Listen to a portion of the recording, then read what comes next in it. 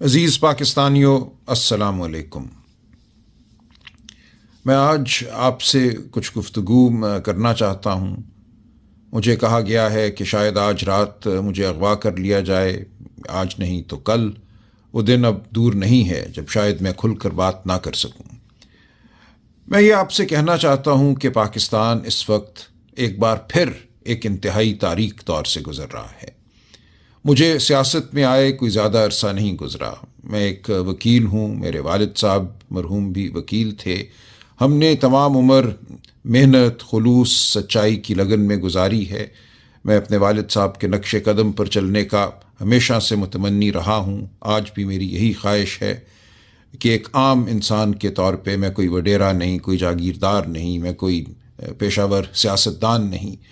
میں سیاست میں صرف اس لیے آیا ہوں کہ ان اقدار کی پیروی کر سکوں، ان اقدار کو مضبوط کر سکوں وطن عزیز میں، جن کے لیے میرے والد نے اپنی زندگی بسر کی اور جن کے لیے میں اپنی زندگی وقف کرنا چاہتا ہوں۔ یہ کیا اقدار ہیں؟ یہ اقدار شرافت کی اقدار ہیں۔ یہ وہ قدر ہے جو کہتی ہے کہ ہر انسان کا احترام کرو، چادر کا، چار دیواری کا احترام کرو، قانون کا احترام کرو، سچائی کا احترام کرو۔ آج مجھے یہ نظر آتا ہے کہ اس ملک میں ایک ایسا نظام حکومت قائم ہے جو صرف دھونس پر قائم ہے، جو جھوٹ پر قائم ہے، جو فریب پر قائم ہے۔ میں سیاست میں صرف اس لیے آیا کہ میں اس دھونس، اس جھوٹ، اس فریب کی مزاحمت کر سکوں۔ میرے سامنے یہ بات ایک بار پھر کھل کر سامنے آئی 8 فروری کی رات، 9 فروری کی رات، جب الیکشن کے بعد ہم نے دیکھا، میں خود ایک امیدوار تھا، 1 لاکھ ووٹ سے میں کہتا ہوں میں الیکشن جیتا۔ میرے سامنے الیکشن کے رزلٹ کو تبدیل کیا گیا۔ وہ بچے بچیاں جنہوں نے رو رو کر ووٹ ڈالے تھے، مجھے آج بھی وہ چہرہ یاد ہے اس بچی کا جس نے ماڈل ٹاؤن میں اسی اے پی ایس اسکول میں جہاں یہ دھاندلی رات کی گئی، پکڑ کے ہاتھ میرا کہا تھا، انکل پہلی بار میں ووٹ ڈال رہی ہوں، میرے ووٹ کو سنبھال کے رکھنا۔ ہم اس ووٹ کو نہیں سنبھال سکے کیونکہ ہم سے چھین لی گئی وہ امانت جو ہمیں قوم نے دی تھی۔ اس کے بعد ایک دور پیدا ہوا جھوٹ اور فریب کا کہ اس رات کا جو عذاب تھا، جو جھوٹ تھا، اس کو دبانے کے لیے مزید جھوٹ گھڑے گئے، ہم پہ مقدمے بنائے گئے، بے شمار جھوٹے مقدمے بنے، صرف عمران خان صاحب پہ نہیں، ہزاروں لوگوں پر جن کو اٹھایا گیا، مارا پیٹا گیا، جن کی عزتیں پامال کی گئیں، اور یہ عمل آج بھی جاری ہے۔ اسی لیے میں آج بھی سیاست میں ہوں۔ جس دن یہ عمل ختم ہو گیا اور مجھے یقین ہو گیا کہ پاکستان میں شرافت کا دورہ ہے، پاکستان میں قانون ہے، میرا سیاست سے کوئی تعلق نہیں رہے گا۔ میں صرف مزاحمت کرنے کے لیے سیاست میں آیا ہوں، اور میں آپ سے بھی یہ اپیل کرتا ہوں کہ اپنے لیے، اپنے بچوں کے مستقبل کے لیے آپ بھی مزاحمت کیجیے۔ آج اس ملک میں کوئی فیکٹری لگانے کو تیار نہیں ہے، کوئی انویسٹمنٹ کرنے کو تیار نہیں ہے، غیر ملکی تو کیا کوئی پاکستانی کیوں یہ کرے گا، جب انہیں پتہ ہے کہ اس ملک میں صرف دھونس جو ہے وہی قانون ہے، کوئی شرافت باقی نہیں رہی، کوئی کرینہ نہیں ہے جس کے تحت زندگی گزاری جا سکے۔ ہر شخص جو ہے وہ ایک طرح سے ایک رکاوٹ ہے اقتدار والوں کے راستے میں۔ اگر میں آواز بلند کروں گا تو میری آواز کو چھین لیا جائے گا، اگر میں اپنی ٹانگوں پہ گھر سے باہر نکلوں گا تو میری ٹانگوں کو توڑ دیا جائے گا۔ آج یہ نظام ہے اس ملک میں۔ تو میں آپ سے اپیل کرتا ہوں کہ ہم نے جو اپیل کی ہے پاکستان کے عوام سے کی ہے، وہ اپیل صرف پی ٹی آئی کے ممبران یا کارکنان سے نہیں کی۔ ہم ہر پاکستانی کو یہ کہتے ہیں، ہر خاتون کو، ہر بچے کو، ہر بزرگ کو ہم یہ کہتے ہیں کہ اپنے مستقبل کے لیے باہر نکلو، پاکستان میں شرافت کے لیے باہر نکلو۔ آج بلوچستان رو رہا ہے، خون کے آنسو رو رہا ہے۔ آج خیبر پختونخوا میں خون کی ہولی ہے۔ آج پنجاب جو ہے وہ زخم خوردہ ہے۔ سندھ میں لوگ احتجاج کر رہے ہیں، باہر آ رہے ہیں، ان کو اپنے پانی کا نہیں پتہ کہ ان کو پانی ان کے کھیتوں کو ملے گا نہیں ملے گا، ان کے حقوق کیا ہیں، کرپشن کا دورہ ہے۔ تو ہم یہ چاہتے ہیں کہ سب اکٹھے مل کر باہر آواز بلند کریں۔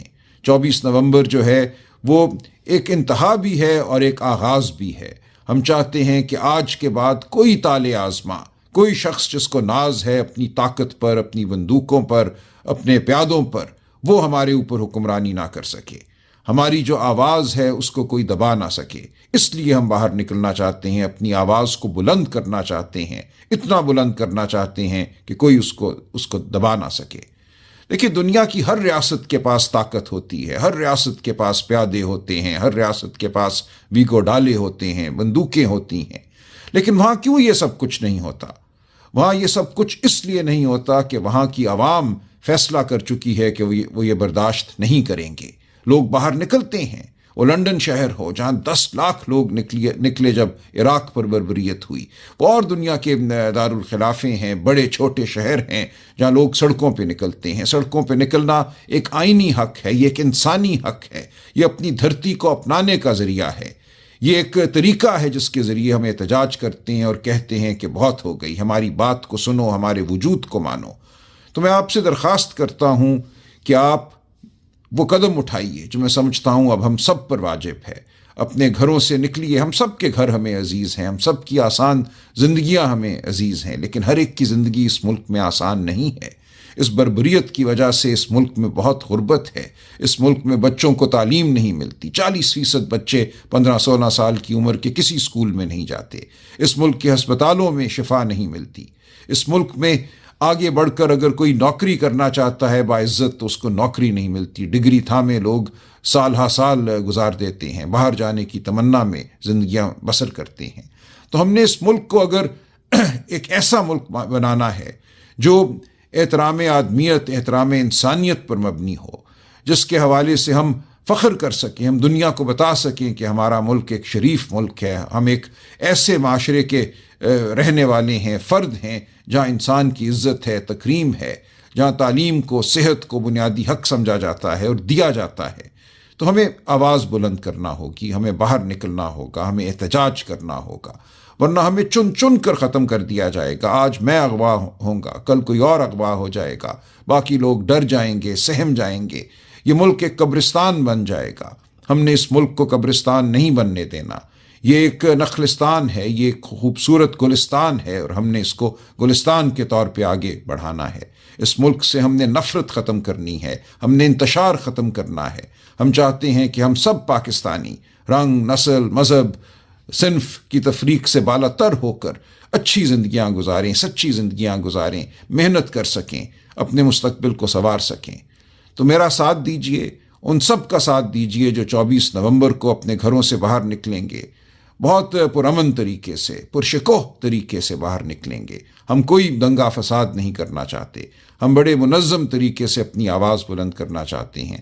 ہمارا ساتھ دیجئے، اپنی نسلوں کا ساتھ دیجئے، اپنا ساتھ دیجئے۔ بہت شکریہ۔